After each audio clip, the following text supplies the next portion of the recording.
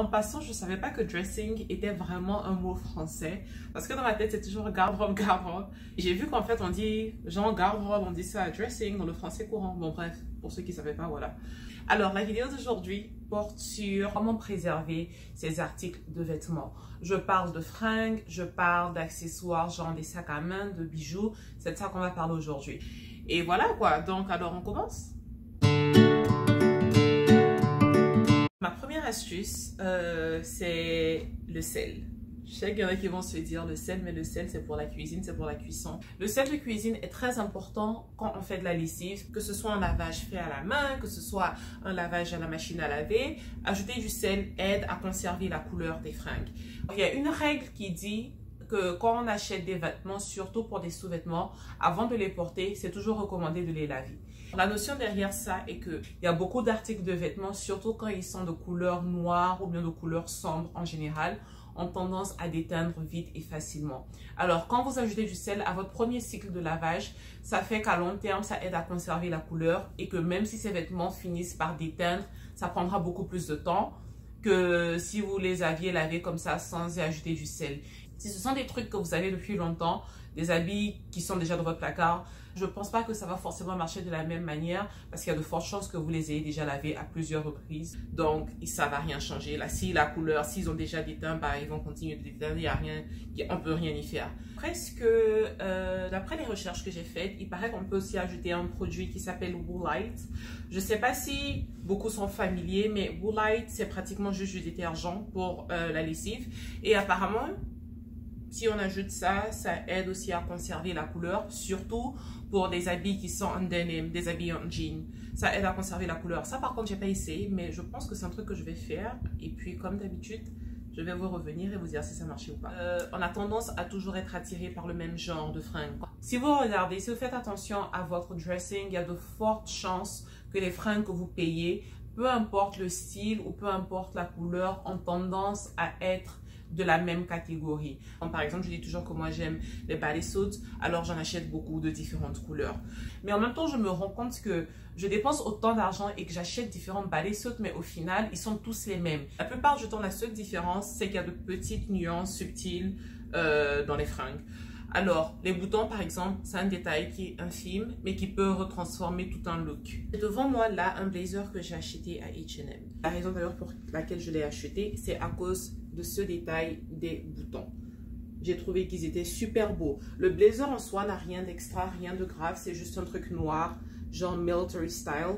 Mais c'est surtout le style militaire. Mais c'est surtout les boutons, le petit détail ici qui a fait que j'ai dépensé autant d'argent sur ce truc. Si jamais je commençais à être fatiguée de ça, parce que c'est clair, c'est noir, c'est un truc qui est classique, ça n'a pas grand chose. Tout dépend de la manière dont je vais le porter. C'est ce qui va donner un peu plus de vie à ça.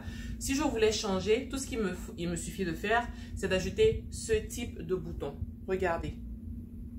C'est vert, c'est old school, ça a une vibe un peu plus antique. Tout ce que j'ai à faire, c'est de remplacer ces boutons-ci avec celui-là. Et vous voyez que ça donne de la vie à mon blazer et que c'est pratiquement un nouvel habit.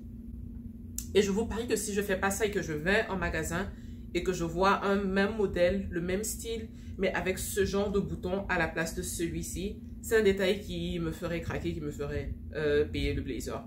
Et c'est ce que l'industrie de la mode fait, c'est créer les mêmes habits avec de petites différences qui font que les gens dépensent leur argent. Et ça, c'est une manière d'économiser. Et les boutons, ils coûtent pas cher parce que vous pouvez les trouver sur Amazon.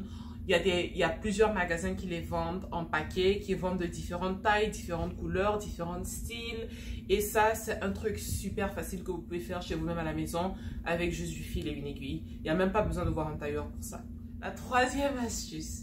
Combien d'entre vous ont tendance à jeter d'anciens fringues ou bien à jeter les habits qu'ils ont une fois qu'ils ne rentrent plus quand vous avez l'impression que vous avez pris du poids ou bien même que vous avez perdu du poids et ces habits ne vous vont juste plus bien. Et je suis en train de dire ça parce que j'ai nettoyé mon dressing ce week-end. Je suis d'ailleurs toujours en train de le faire. Et j'ai donné beaucoup de choses. Après, je me suis rendu compte que la plupart ne rentrent plus. mais il aurait suffi juste d'aller voir un tailleur. Alors ça, c'est surtout plus en Afrique qu'on a beaucoup plus accès à ça facilement. Enfin, pas que c'est pas, on a difficilement accès à ça en Europe ou en Amérique, mais en Afrique, on les voit à chaque coin de rue et ça coûte nettement moins cher qu'en Amérique. Mais vous pouvez économiser votre argent et non à long terme, parce qu'on est en train de parler ici à long terme, c'est un investissement. Vous pouvez prendre cet habit qui ne va pas et l'emmener tout simplement chez un tailleur. Alors, je ne sais pas si vous avez remarqué que quand vous prenez du poids surtout, les pantalons qui ont des poches les poches ont tendance à rester tout le temps ouvertes et écartées. J'ai pris du poids et mes cuisses sont en train de devenir un peu plus larges. Ça, je vais juste aller voir un tailleur qui va me coudre les poches. Une fois que les poches seront cousues, j'aurai plus de problème parce que comme vous pouvez voir, il me va toujours bien. Si vous portez un haut qui est beaucoup trop large ou bien qui sert un peu trop à la taille, avant de le jeter, moi, ma recommandation est de voir un tailleur pour voir si c'est possible de l'augmenter ou bien de le rétrécir. Comme ça vous coûte moins. Toujours est-il que à long terme, c'est un investissement. Peut-être que vous allez payer plus en fonction du tailleur et de là où vous vivez. Mais à long terme, vous économisez parce que ça fait que vous allez pouvoir porter cet habit pendant plus longtemps. Ma quatrième astuce a deux parties. La première, c'est de toujours investir dans les habits qui sont classiques, qui vont toujours traîner dans votre dressing. Comme ça, vous n'aurez pas besoin à chaque fois avoir à keep up avec la mode et à payer de nouveaux trucs chaque fois qu'il y a un nouveau style ou bien une nouvelle mode qui prend vie. J'ai fait une vidéo dessus. Et la deuxième partie de cette astuce est que quand il s'agit des sacs à main, il est important d'investir dans des pièces qui pourront être durables. Pas forcément des trucs qui sont cute, qui vont durer, je sais pas moi, 6 mois, 7 mois. J'ai des sacs, j'ai toute une collection de sacs et pour beaucoup d'entre eux, ça fait facilement plus de 5 ans que je les ai. Mais c'est parce que j'ai appris à m'en occuper. Je dis toujours que quand vous portez votre sac à main, si vous ne portez pas votre sac à main, vous ne l'utilisez pas, c'est bien de le remplir avec peut-être du papier ou bien du plastique, quelque chose juste pour l'aider à garder sa forme. Comme ça, au fil des années, au fil du temps, le sac a toujours l'air neuf. De la même manière, j'ai tendance à changer la manche. Mais ça marche surtout quand ce sont des sacs qui ont la même couleur ou bien qui ont la même palette. Si vous ne savez pas, faites vos recherches sur les couleurs et palettes pour savoir de quoi je parle. Il y a deux théories de couleurs. Dans cet exemple, j'ai deux sacs. Les deux viennent d'Aldo. Le premier que vous voyez ici est un sac jaune néon. Je ne sais pas si c'est ça l'équivalent en français néon. Et il vient d'Aldo. Celui-là, ça fait pratiquement, honnêtement, peut-être 2 ans, 3 ans que je l'ai, je pense. Le sac n'est pas venu avec le porte-clés que vous voyez. Ce que vous voyez là, en forme de nœud, est actuellement un porte-clés. Et c'est le porte-clés que j'ai pour mes clés de voiture et j'ai juste décidé de l'enlever pour l'attacher au sac pour ajouter juste un petit truc. Maintenant, voilà le deuxième sac. Le deuxième sac est Snake Skin et c'est multicolore. Comme vous pouvez le voir, jaune, vert, rose, un peu de mélange. Certaines couleurs que le premier sac contient. Tout ce que je fais, c'est d'enlever la manche de ce deuxième sac parce que je vois qu'il y a du jaune et je me suis dit que ça allait correspondre parfaitement avec le premier sac. J'enlève la manche de ce sac et je l'attache au premier. Ce qui fait maintenant que ce premier devient multicolore. Et c'est un truc qui marche, c'est un mélange qui marche parce qu'il y a du jaune sur les deux. Alors, avec ce deuxième sac maintenant que j'ai qui est subitement multicolore, ça me donne aussi la possibilité de créer plus de look. Ça me donne la possibilité de pouvoir porter beaucoup plus de vêtements que la possibilité d'une couleur n'offrait. Je peux ajouter du vert, encore une fois, parce qu'il y a ça sur mon sac et mon look ne va pas clasher. J'espère que ça vous donne une idée pour pouvoir jouer avec les sacs que vous avez, créer de nouveaux looks, créer de nouveaux accessoires, utiliser des porte-clés pour ajouter à la fermeture. Tout ça, ce sont des petites touches qui font une différence. La cinquième astuce est de laver vos habits dans des mesh bags, les sacs enfilés. Les sacs enfilés, vous les trouvez de nos jours, on les vend dans toutes les grandes surfaces, mais même sur Amazon, vous pouvez les trouver. Ils ne coûtent absolument rien. Ce sac-là, par exemple, je l'ai acheté, je pense que ce sac, il était quoi, 3 $ si je ne me trompe pas sur Amazon. J'essaierai de trouver un lien. Les sacs à filets sont très importants pour pouvoir conserver vos habits, surtout pour les sous-vêtements. Soutien, string, slip, nuisette, pour tout ce qui est délicat et qui peut être facilement abîmé lors du lavage et même lors du séchage. Tout ce que vous avez à faire, c'est d'enlever ces fringues, les mettre dans un mesh bag. C'est un truc qui est très approprié parce que c'est enfilé, ça veut dire que l'eau arrive toujours à circuler, le savon arrive à bien pénétrer le vêtement et il en ressortira toujours propre, mais c'est juste que c'est une autre couche de protection afin de pouvoir conserver ça plus longtemps. Et ça, c'est un truc, encore une fois, que vous pouvez faire même si vous lavez vos habits à la main ou bien à la machine à laver. Toujours côté lavage aussi, un truc que je fais, c'est que je lave toujours mes habits inside out. Alors, quand je porte un vêtement, par exemple, je m'assure toujours de le mettre à l'envers. De toute manière, quand je l'enlève, il est déjà à l'envers et je le jette comme ça dans mon panier à linge. Je le fais, je ne sais pas si tout le monde le fait, mais pour moi, c'est un choix personnel parce que je trouve que c'est un peu plus sanitaire. Parce que l'envers de l'habit est ce qui a été en contact direct avec ma peau. Et donc, je pense que c'est la partie qui devrait surtout être beaucoup plus exposée. Bien sûr, tout le vêtement est exposé dans le lavage, mais c'est la partie qui devrait bénéficier le plus de l'eau et du savon. Alors ça, c'est un truc que je fais toujours, laver à l'envers.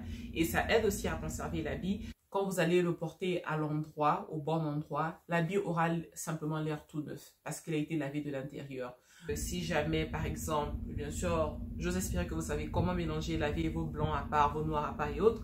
Mais si jamais, par exemple, il s'avère que l'habit soit attaché au cours du lavage ou bien qu'il y a un truc, ce sera juste l'intérieur de l'habit qui sera abîmé et ça ne va pas forcément peut-être être reflété sur l'extérieur. La sixième astuce concerne les cintres.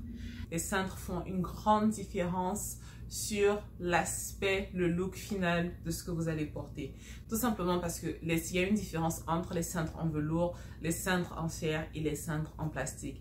Est-ce que vous vous êtes déjà demandé pourquoi il y a différents types de cintres?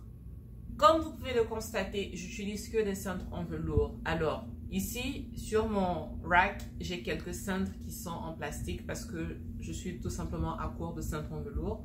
Donc, ne commettez pas l'erreur que j'ai commise, mais ne vous inquiétez pas, je vais rectifier, j'ai déjà passé une commande. Les cintres en velours aident à garder, aident à préserver le col de l'habit, ça aide à préserver l'habit. Les cintres en plastique, comme vous pouvez le voir, ont tendance à glisser, les habits ne restent pas en place. Avec le velours, tel que l'habit est posé sur le cintre, c'est ainsi qu'il reste. Peu importe qu'il tombe ou bien qu'un truc arrive, l'habit ne va pas bouger. Surtout pour les t-shirts ou bien des trucs qui ont un col, c'est une manière de préserver ça.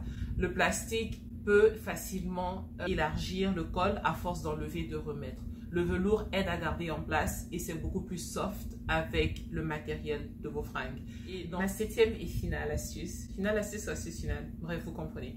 Ma dernière astuce concerne les bijoux. Bien sûr, on a parlé habits, on a parlé sacs. C'est plus que normal que de finir avec des bijoux. Alors, en ce qui concerne les bijoux, si ce sont des bijoux de déguisement, par exemple, des bijoux de costume, vous pouvez les nettoyer avec n'importe quel type de matériel. Il suffit juste de prendre un morceau de tissu et le tour sera joué. Parce que de toutes les manières, les articles tout ce qui concerne les trucs de costume, c'est de la pacotille, donc ça change rien. En ce qui concerne des bijoux qui sont en or, en argent et autres, il y a deux manières de s'y prendre. Ce que je fais, surtout quand ce sont des bijoux qui sont moins chers, genre la pacotille, c'est recommandé, ou bien je recommande, je pense que beaucoup de gens le recommandent d'ailleurs, d'appliquer du vernis transparent. Ça aide à conserver la couleur de votre bijou un peu plus longtemps. C'est pas pour dire que ça va jamais déteindre, mais ça va déteindre moins rapidement que si on ne mettait pas de vernis transparent. Le vernis transparent joue littéralement le même rôle que quand on met du vernis transparent sur ses ongles. Ça aide à durer plus longtemps. Ça protège la couche finale du bijou. La deuxième astuce est d'utiliser du liquide à vaisselle. Du liquide à vaisselle et de l'eau et le tour est joué. Liquide à vaisselle, eau, une petite brosse du style une brosse à dents, un morceau de coton peut faire l'affaire. C'est tout ce dont vous avez besoin. Trempez le coton, trempez la brosse à dents dans le liquide à vaisselle mélangé à de l'eau et vous pouvez doucement brosser sur la boucle d'oreille ou le derrière de la boucle d'oreille et la saleté sera partie. Et la troisième partie de cette astuce consiste à protéger vos bijoux en les conservant dans une armoire. Soit il y a des armoires à bijoux qui ont littéralement, comme le nom l'indique, ce sont des armoires à bijoux et c'est à ça que ça sert. Ça protège de l'oxygène. Pour beaucoup de bijoux, surtout quand ils sont faits en or plaqué, l'oxygène est ce qui cause la détérioration de la couleur, c'est ce qui cause le tarnissage de ce bijou en question. Il y en a d'autres, comme par exemple, il y a des boîtes à bijoux qu'on vend maintenant, qu'on trouve sur le marché, encore une fois qu'on trouve sur Amazon. Ils sont faits en acrylique, transparent. Il y a différents types, il y en a pour tous les budgets. Peu importe la manière dont vous le faites, à partir du moment où ce n'est pas exposé à l'air libre, ça aide longuement, superbement à protéger du tarnissage. Ces trucs, ce sont des petites dépenses que vous allez faire maintenant, mais à long terme, encore une fois, qui vont vous aider. On est en train de réfléchir à dans 1 an, dans 2 ans. Pas des dépenses que vous allez effectuer aujourd'hui et que demain, vous allez en payer les pots. Je pense que j'ai partagé avec vous toutes les astuces que moi, j'applique. La seule chose que j'ai pas encore faite, comme je vous l'ai dit au début, c'est le Woo Light. Et ça, je vais tester pour voir si ça marche. Pour voir si ça marche réellement avec mes jeans. Mais en ce qui concerne les bijoux, j'applique ces astuces. En ce qui concerne les sacs, c'est un truc que je fais. Je vous ai montré mes cintres en velours. Et oui, ma prochaine commande arrive. Donc, même ceux qui sont ici derrière moi en plastique, parce qu'il y en a qui sont en plastique, je vais les changer et remplacer avec le velours. Alors, dites-moi ce que vous en pensez. Est-ce que vous pensez que ce sont des astuces qui sont utiles? Dites-moi si ça marche, oui ou non. Et en passant, dites-moi comment j'ai fait en faisant cette vidéo en français pour tous les gens qui m'ont demandé de faire une vidéo en français. Parce que j'avoue que c'est quand même un peu plus compliqué que de le faire en anglais. J'espère que vous vous êtes abonné à ma chaîne, activez vos notifications pour que vous soyez chaque fois notifié quand une nouvelle vidéo est postée. Et je vous retrouve dans la prochaine. Merci d'avoir suivi.